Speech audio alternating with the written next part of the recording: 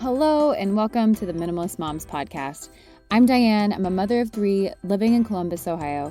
I'm trying to make room in my life for what matters by getting rid of the clutter and living life with purpose. I hope you'll join me on the journey to think more and do with less. We've heard all about the need to get our 1,000 hours outside, thanks to friend of the podcast, Ginny Yurich. But what about getting our kids outdoors without us? Joining me today is parenting coach Allana Robinson. Alana believes that a helpful development tool can be the role of outdoor play and why it needs to be done from time to time without parents. Her coaching encourages parents to ditch the overwhelm and confusion so they can actually focus on things that matter, which is right up my alley. But as always, before we get to the episode, if you have yet to leave a rating and review on iTunes, pause the episode. It takes maybe 30 seconds. Rate it, review it. Let me know your favorite episode as of recently, but I truly can't tell you how much it means when you leave rating and reviews. It really does help others find this show, and that is my whole goal of why I do this. I want other moms, I want other women, I want other people to find minimalism, to find mindfulness, to find simplicity, to find intentionality. That is my whole goal with this show. So if you leave a rating and review, you're also contributing to those women finding this show. So thank you so much in advance for that. And now for my minimalist resource, kind of piggybacking on what we talk about in this upcoming episode. Throughout the episode, we mentioned several books in regards to free-range parenting and or just allowing your kids to be kids, allowing them to be dirty. I've included all those in the show notes, but I want to stress the book, Let Them Eat Dirt. And I'm so sorry. I think I have cited this as a resource before, but if you haven't heard that episode, that's why I'm mentioning it again today. That book was a total game changer in my parenting. I felt a lot more comfortable with my kids putting things in their mouth outside without having overwhelm or concern that they were going to get sick.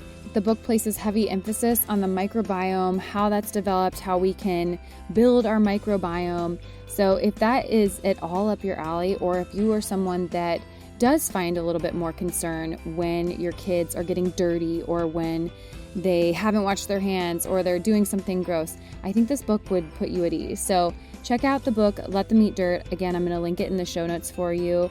And stay tuned for all the other books that we mentioned in this episode and a great conversation here with Allana Robinson.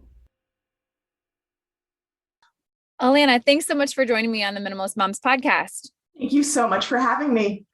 Absolutely. I'm excited to talk to you today. As I said just before we got on the call, I love to talk about nature. It's probably the thing that I talk about the most, which is kind of strange because I do have a minimalist podcast, but I feel like so much of my life is about intentionality. And I feel as though I'm very intentional about being outside by myself with my kids and just wanting them to experience in certain ways, nature in ways that I never did as a child. So I love this topic. I'm glad that you're here to talk about nature and kids going outside without us and the importance of that. So before we get there, why don't you go ahead and introduce yourself and we'll get started. Absolutely. So I'm Allana Robinson. Thank you so much for having me. I'm a parenting coach for parents of toddlers, preschoolers, and kindergartners. So I help parents understand why their kids are misbehaving and how to fix that without yelling, counting to 3, or sticker charts, bribes, any of that. I've been doing this for coming up on 7 years now. Prior to that, I was an early interventionist for 10 years for children who have special needs. I'm a registered early childhood educator, and I am certified in Shanker self-regulation, proactive and collaborative solutions, and in early communication. So this has been my baby for the for my entire adult life. And I absolutely love seeing parents really understand why their kids are doing what they're doing, because I find that makes parenting just that much easier. Definitely. That has been a struggle for me in pausing and remembering, okay, this 4-year-old does not have the brain of a 34-year-old. That would be weird. And so what is the motivation? Or understand that they feel things deeper than maybe I do. They have less self-regulation. It doesn't mean I can't help them there, but I feel like my husband and I can be really intense people just because that's how we treat like ourselves. And so we have these expectations for our kids that are completely unrealistic. And that has been a journey and a process throughout our parenting. So I should chat with you off this call about all of that, but I want to talk about going into nature, but specifically not going necessarily with our kids into nature. I'm thinking more when you say that, I'm like, oh yeah, I let my 2.5-year-old, he was like under 2, I think, when I first started letting him just go mosey around the backyard by himself. We do have a fenced in backyard. There's not a lot he can really get into that I've ever felt totally uncomfortable with, but he will go out for, an hour and entertain himself. So maybe start with why this is important, and then we'll talk about some ways that we can encourage that for our kids. So why is it important they leave us and they go do this on their own? So when children play, they will actually stop themselves from getting fully engaged in play if there is an adult present, because they want to please us. They want to, right? We're the higher order brain in the relationship. So they are trained basically from infancy to look to mom, look to dad, to see what we are expecting of them, and then to rise to that occasion, because that is how we keep ourselves safe. And so when an adult is involved in a child's play, when we insert ourselves into their play or we hijack their play and take it over, our children will brace themselves for that interruption, and they won't allow themselves to fully immerse themselves into a play state. And a play state is, if you've ever experienced what a lot of people call flow, it's kind of like that, where time and space kind of fall away. You get so involved in doing something that, you look up and, oh crap, 2 hours have gone by. And that's a play state. And that's the state where brains really get built. That is where that rapid brain development happens. And it is so beneficial for them because they're learning all kinds of things. They're learning conflict resolution. They're learning how to keep track of their bodies in space. They're learning how to use flexible thinking skills. It's so great for their executive functioning skills. And, using a stick as a sword or as a shovel or as a spike, and thinking of things outside of the box that we put them in indoors. It's great for their organization skills. They have to make sure they have all the supplies that they need to do whatever it is that they want to do. It's great for their self-monitoring skills. They have to keep track of where all their stuff is and what's going on around them. It's amazing for their planning and prioritizing skills. If I want to climb that tree, what do I have to do first, second, third in order to get up there? There's just so many developmental benefits to it, not to mention that outdoors is a perfectly balanced sensory environment. There's not too much or too little input of really anything when we're in nature. And yes, it can be too cold or it can be a little bit too hot, but outside of those temperature variations, for the most part, it's not too loud, it's not too quiet. There's no flashing lights. The light isn't too harsh. It's a really, really good space to learn. So when we accompany our kids into nature, that's fantastic. And we should absolutely be doing that too. But our kids also need time to explore outside by themselves without us hanging over them and micromanaging them and removing their illusion of risk, because that's where children really learn the most. Absolutely. I all last year was a part of a nature group. It was a co-op. This year, we've just some of the moms have stepped away from the co-op and we're just going to go into nature by ourselves, but have somewhat of the same dynamic. But I feel as though my kids did get that because we would hang back. We would just let them run. Within limits, but they'd run pretty far at some points. And I will say, I feel much more comfortable in nature than I do on playgrounds, which is a strange thing. But yeah, allowing them some of that, I feel like they gained that flow that you're talking about because they didn't have us hovering. Usually it was a cool time for the moms to connect too. Even just the other day, we were out at a creek and the water's not deep. It's not a rushing river. And the kids just kind of did their own thing. Again, even my 2.5-year-old, he was trying to catch little minnows the whole time. I didn't really interact with him.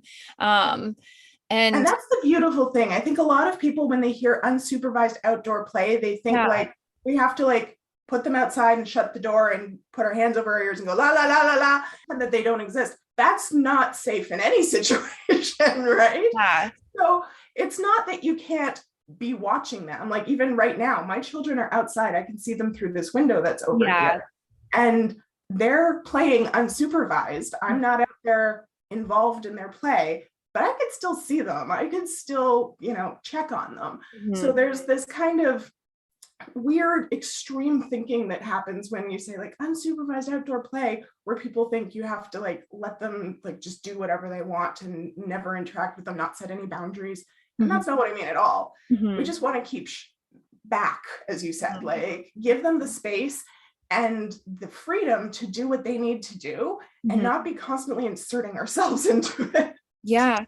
No, I mean, I'll sit on the back porch and read, and they'll just be playing in the yard for a couple hours, and it's a great way that I can read. But yeah, I want to talk more about, yes, if we're not hovering, how do we keep them safe? I mean, you gave us some examples. I do the same thing. I'll watch them. I'll be sitting at the dining room table and I can see them out back. And I'm thinking, I guess there's probably someone listening and they're like, but what if my kid puts a stick in their mouth or a rock or fill in the blank and they start choking? I think that I don't want to like go insult someone for their fears. I don't want someone to feel like I'm minimizing that, but the likelihood of that happening to where it's going to be harmful, I don't know. I feel like, and there's different levels based on age, right? So like unsupervised play for a 2-year-old with no other like older children around is going to look very different than my 6 and 8-year-old playing in the backyard currently.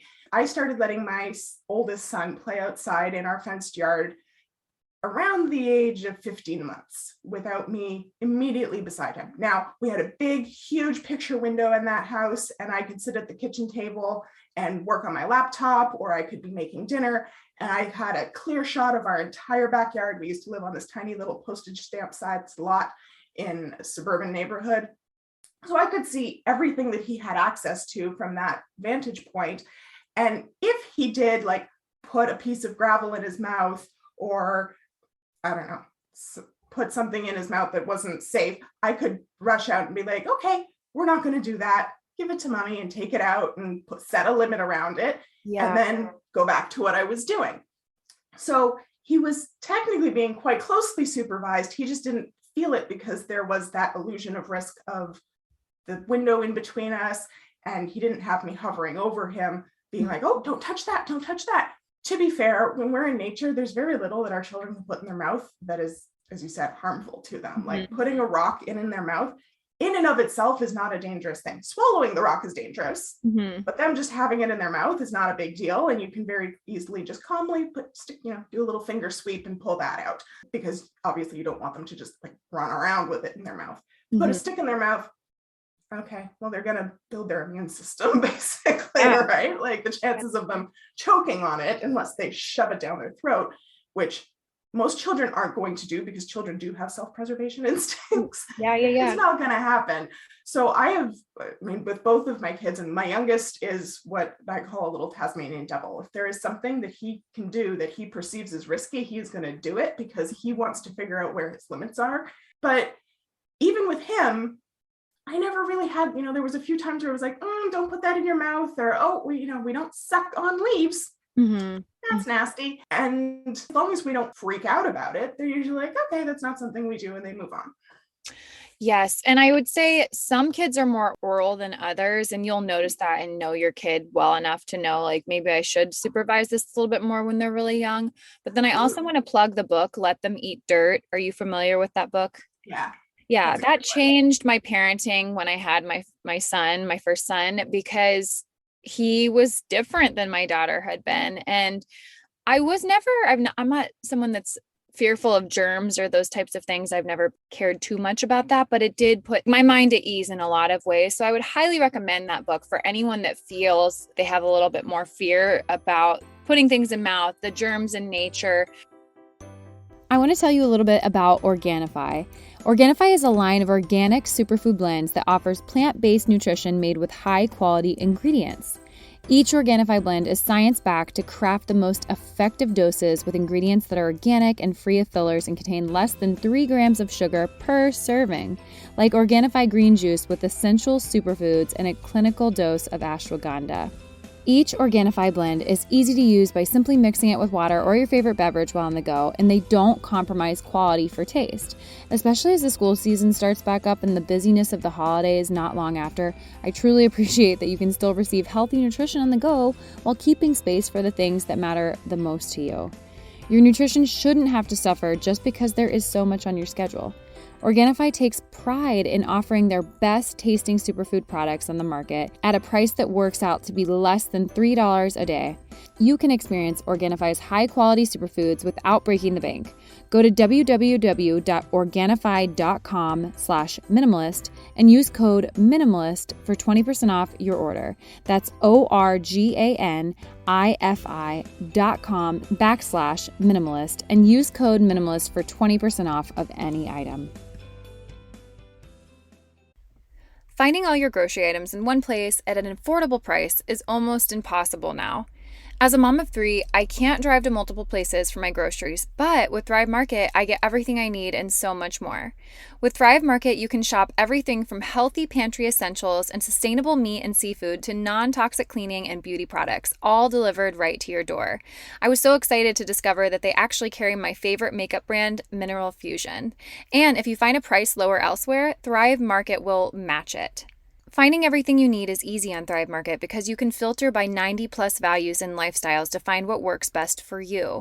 Shop by what you eat and what matters most to you. So if you're looking for plant-based, gluten-free, zero waste, Thrive Market has you covered. Thrive Market is my go-to place for organic pantry staples such as nut butters, dates, avocado oil, and organic applesauce pouches for my kids. I also enjoy the Thrive Market line and the Rosie cleaning supplies. When you join Thrive Market, you're joining a community of 1 million plus members and sponsoring a family in need. And with their fast and free carbon neutral shipping, you are also bettering our planet. So join Thrive Market today and get $80 in free groceries. That's THRIVE market.com/minimalist to get $80 in free groceries.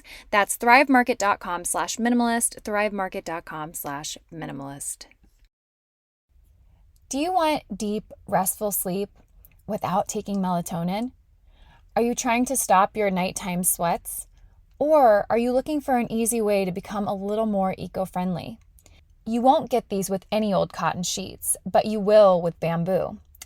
Upgrade your stuffy cotton bedding to Ettitude's naturally breathable bedding made from their innovative clean bamboo fabric. It feels unlike anything else you've slept on, and no, they won't cost you or the earth. Because right now you can get 20% off your first order by visiting ettitude.com/minimalist. My husband and I live in a house from the 1950s, and the upstairs isn't the best at temperature control during the summer.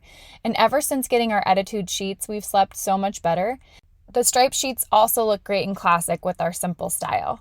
The soft, clean bamboo sheets have over 15,000 five-star reviews, and they've been performance tested to be 51% more durable than standard sheets, 17% better at regulating temperature, and 24% more moisture wicking. Simply put, Ettitude sheets are the secret to better sleep. They're so sure you'll love sleeping with them that you can try any Ettitude bedding risk-free for 30 nights. And if you're not completely satisfied, you can return it for a full refund. And don't forget, you can get 20% off your order plus free shipping for a limited time when you visit ettitude.com/minimalist, spelled ETTITUDE.com/minimalist. This is Ettitude's best offer right now, so don't wait. Order today for free shipping and 20% off your order at ettitude.com/minimalist.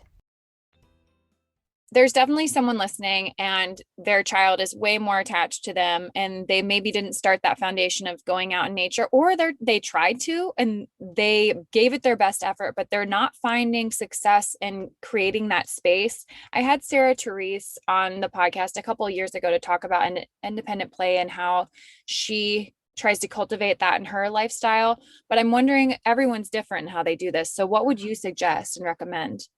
So I always tell my clients to start small and work up to it. So if your child literally can't let you leave the room without them, then obviously you're not going to be able to send them outside to play for an hour unsupervised, because that's going to freak them out and it's going to terrify them and traumatize them. So start small. See where your baseline is. A lot of my clients, they can leave the room to go to the bathroom, but after 5 minutes, their kids are knocking at the door going, "Mommy, mommy, mommy." So if that's where you're at and you can only get about 5 minutes piece, then start with 10 minutes, double it. And what I like to do is I have these little things called time timers that are visual timers, and you can get these on Amazon. And basically, this is a 20-minute one. You viewers can't see, but I'm holding up a 20-minute one. And basically how it works is there's this little disc of color. And when you set it, so for instance, to 10 minutes, it pulls the disc out so that your children can see how much time is left. And then as the time goes away, the disc gets smaller. And this works with children's natural aptitude to conflate size and quantity. The bigger, the more there is, the smaller, the less there is. So the bigger the disc, the more time there is, the smaller the disc, the less time there is. And generally what I do is I will start by setting a visual timer for 10 minutes and get them involved in play, get them doing something that they enjoy, like Lego or playing with dolls or digging in the sand or whatever, and set the timer and say, I need to go to the bathroom. I'm going to be back when the timer beeps. You're going to stay here, and then go. And then when you hear the timer beep, immediately go back and be like, hey, great, and make a big deal out of the fact that they stayed and played with their stuff. And it doesn't matter if they actually stay and play or if they just stare down the hall. Like, the idea is just to get them used to being separated from you for 10 minutes at a time. Once you can do that and be like, hey, I'm going to go to the bathroom, I'll be back in 10 minutes, and it's not a big deal anymore, and they can do that successfully, lengthen it out by 10 minutes. Okay, I'm going to go to the bathroom, and I'm going to go get dinner started, and I'll be back when the timer goes beep. And then go do what it is. Always tell your kids what you're going to be doing, because often children will come and find us just because they're like, wonder what mom's up to. And if we didn't tell them, they have to come and see. So let them know what you're doing, because there's FOMO, and always make it something super mundane. Like, I'm going to go vacuum out the car.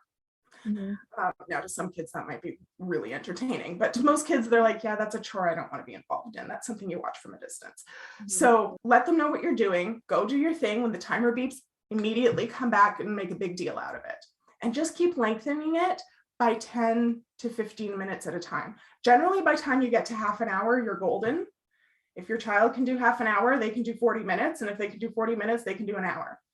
And once you get to an hour, then you can just disperse those throughout the day. When my children were younger, we had 1 hour chunks in their day where it was free play time. And I would set the timer for an hour, and I'd be like, okay, mommy's going to go work. You're going to play. I'm not available to you until the timer beeps. And they would play in their playroom or their bedrooms or outside. And I would actually get to go and clean up, fold laundry, have a shower, do my work, interact with my clients without kids crawling all over me.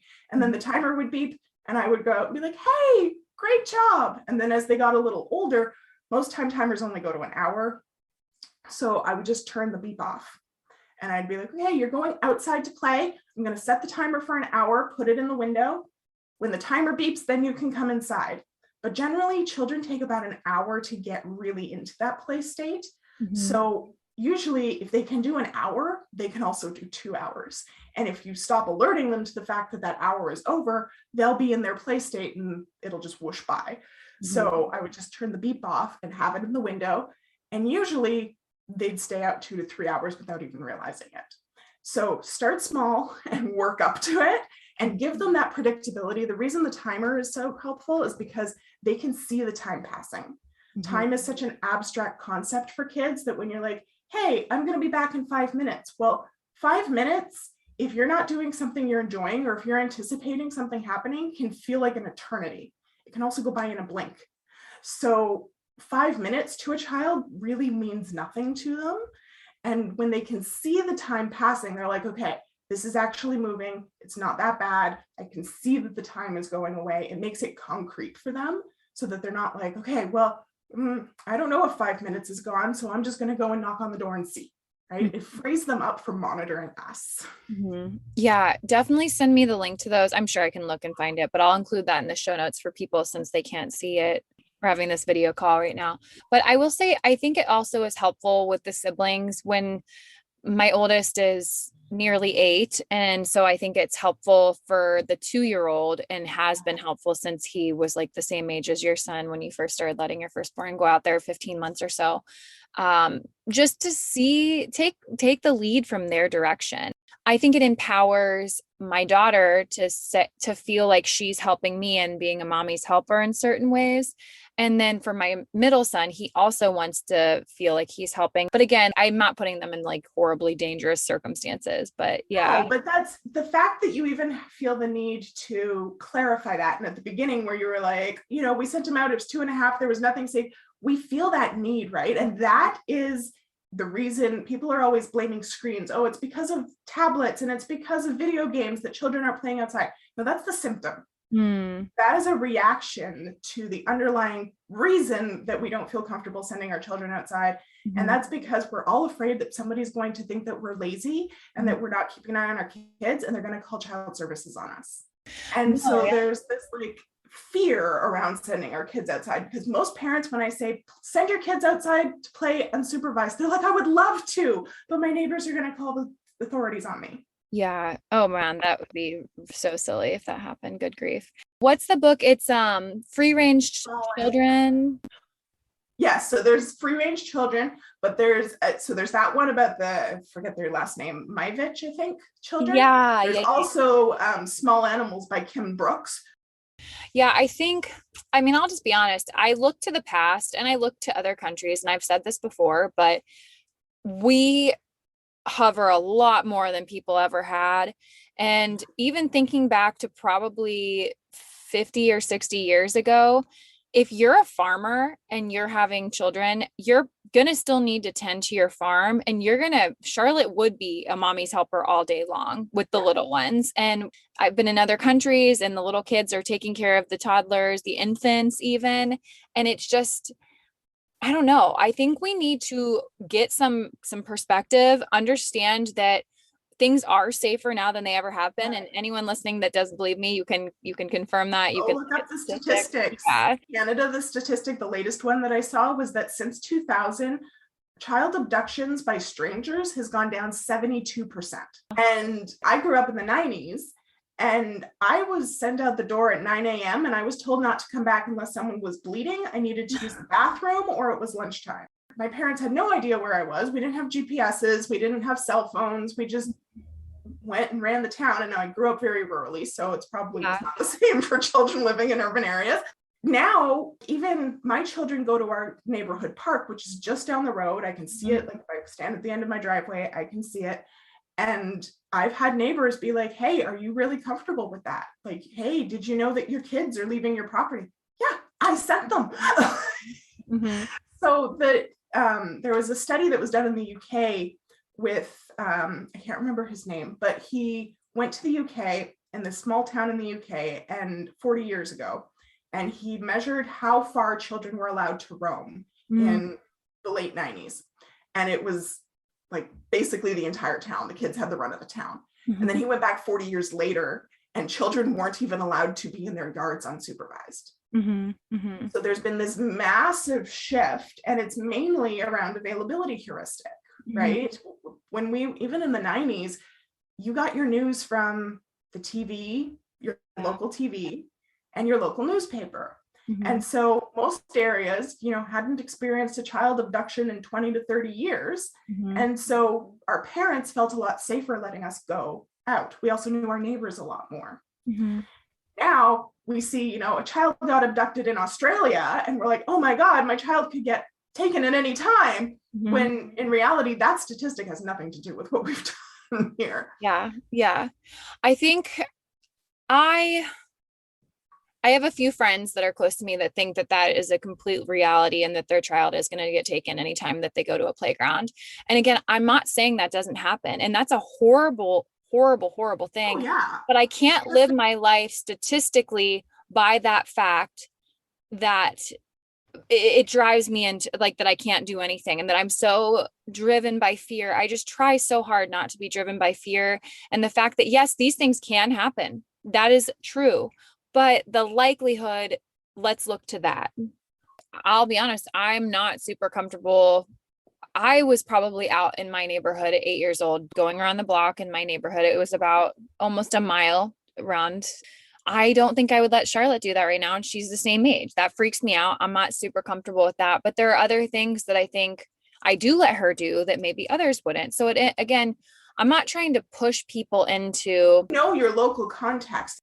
Make your assessment of the risk based on your local context, not on your perceived context or on the context of other areas. Like if you're in Toronto, do not make your risk assessment based off of New York. When I'm recording these or when I'm thinking through what I want to talk to my guest about and how vulnerable I want to be, or just what I want to say and what I want to share, you're always thinking about the people listening. And I'm thinking of a wide variety of opinions and thoughts and experiences and past traumas. I understand that most topics are very nuanced. So I always try and come from a perspective of someone that is the opposite of me, or that might be like on the spectrum of different opinions. But so I would say to encourage the people that are extremely fearful and haven't allowed their children to be more free range children, expose yourself a little bit to doing so, even if it's just in the backyard and you're sitting up reading a book. And it's the same thing as like sending your child out for 5 minutes and then coming back in. Mm-hmm. If it's your concern and not your child's, then do the same thing, right? Start small by allowing them to play on the play structure. Will you just even take 5 steps back? Mm-hmm. Start by 5 steps back, and then take 10. Yeah. And then take 20 and go sit on the park bench. Mm-hmm. And then maybe get up and walk around the park, mm-hmm. or go get your mail and come back. Mm-hmm. Do it in very slow, controlled steps, mm-hmm. that you feel comfortable with. And again, you might get to a park one day and be like, under normal circumstances, I would be totally cool with sitting on the park bench. But something in my gut today says that's not a safe thing. That's okay. It's totally fine. It doesn't have to be a blanket thing that you do, right? There's that extreme feeling of, well, I either have to be right beside the play structure all the time or I never can be. And don't allow yourself to go to those extremes. Also, make sure you start to get comfortable with knowing the people in your community. Like if you live in an apartment complex and you're not comfortable, you would love to be comfortable allowing your 7-year-old to go down and play on the play structure by themselves, but you don't yet because you're afraid of what all the other people in the building will think, start introducing yourself to your neighbors. Yeah, for sure. Lastly, what you said is we don't know our neighbors necessarily as well as we did in the 90s. I feel like I knew every single person on my street, but I was a Girl Scout, so I sold them cookies or I sold magazines. And it's just, yeah, there is a little bit of a difference now because we're so connected and yet we're not. So that's something to think about too. Well, is there anything else that you wanted to say before we wrapped up this conversation? Yeah, kids who are comfortable outside, it expands their world so much. And it just gives them so much more opportunity to try things that they wouldn't try inside. Like, especially when you look at the toys available for outside versus inside. Inside toys usually have like one way to play with them. Mm-hmm. There is a right way and a wrong way to play with it. And that's it. So once you use it that way, you have to move on to something else, which mm-hmm. means that they're set shifting a lot more frequently. Mm-hmm. Whereas outside, there's no right way to play. There's also no wrong way to play. So it gives them a lot more freedom to explore and to process things that are happening in their worlds. One study showed that children who are outside unsupervised are 80% more likely to engage in dramatic play. And dramatic play is how children process all of the information that they're getting about their world and the events they've gone through. And especially for kids like who've gone through the pandemic and who have been exposed to a lot of the trauma that we're experiencing in the world right now, that's where they're going to process it and make sense of it and play it out so that they can then use that information and move on. It really does have so many benefits to them. We just have to let them do it. Yeah. And again, never to push anyone or to make someone feel bad that's listening. That's never my intent, but people can be encouraged to know, again, if people need to look up statistics that we were talking about, that is something that might be helpful for people that are more visual and they need to see those, or they're questioners. I'm like, well, cigarettes from Ruben. I don't know if you're familiar with that, but I'm a questioner and I usually won't act on something unless I ask all the questions. So that's very helpful for me to be able to make my informed decision. And then I feel a lot more comfortable. So if that's helpful to you too, maybe start pursuing some of those books that we mentioned in the stats there. But where can listeners connect with you if they want to hear more from you? This was so wonderful. Oh, thank you. My website is allanarobinson.com, ALLANA Robinson.com. And on Instagram, I'm at Parenting Posse. And I also have a Facebook group called Parenting Posse with Allana Robinson, where we have over 10,000 parents who are looking to connect with you and help you work through some of these issues and figure out what's right for your family. So I'm joining you to come join us there. Awesome. Well, I didn't tell you this, but I ask every guest at the end 2 questions. The first one is, what is a resource that's been beneficial to you that you would like to share with the listeners? I really like the Center for the Developing Child at Harvard's website. They have so many really easy to understand info sheets and breakdowns of different research. And it's a really, really cool resource that a lot of parents don't know about. And it's often where I will first go when I'm reading research to see if they have a breakdown of it before I actually read the research, because it helps me kind of peruse what's important and pay attention and often notice things that I may not have noticed otherwise. So, and if you don't have time to actually go and read, a 400-page paper, then it gives you the nuts and bolts in very clear language. And they have all sorts of little activities and things that you can do with your kids on there to work on their executive functioning skills or work on their self-regulation. And it's just a really neat little thing that's completely free on their website and very well regarded. Cool. Send me a link to that. I'll include that in the show notes. And then lastly, what is something that you can't stop talking about? And this can be something silly, something serious, whatever you can't stop talking about. Oh, lately it's been car seat safety. Oh, yeah, that's very important. I'm a child passenger safety technician as well. And when it gets to be warm here in Canada, all of a sudden I start getting a whole bunch of people being like, can you come check my car seats? I've done 42 car seats in the last 3 weeks and none of them have been correct. So if you have never had your car seat checked by a technician, please go do it, people, because your car seat is statistically likely installed incorrectly. Oh, no. See, mine probably is, if you're saying statistically that's true, but my toddler always wants to take it down. But then if it's too tight, I can't get the happy medium. And I mean, I just end up having to pull over until he'll put it back on. I don't know what else to do. Well, and it might be a lot of the times that's because either the recline can be adjusted so that they're more comfortable. Often children will pull the straps off because they're too reclined and they feel the need to sit up. So oftentimes we can get the seat more upright. Sometimes it's just where the chest clip is hitting. And sometimes it is that we're over tightening the seat belt. And one trick that I always tell parents is to pinch the webbing at their collarbone before you tighten it, just pinch a little fold of it right at their collarbone and then tighten it and until the pinch pops out of your fingers. And then stop. Okay. Interesting. Because often we'll tighten it so tight that they can't breathe. Cool. Well, thank you for the tip. But again, thank you for all the tips that you brought us today. This was wonderful, as I said, and I just appreciate the conversation that we had. So thank you. Thank you so much for having me. What did you think of the episode? I invite you to keep the conversation going at minimalistmomspodcast.com.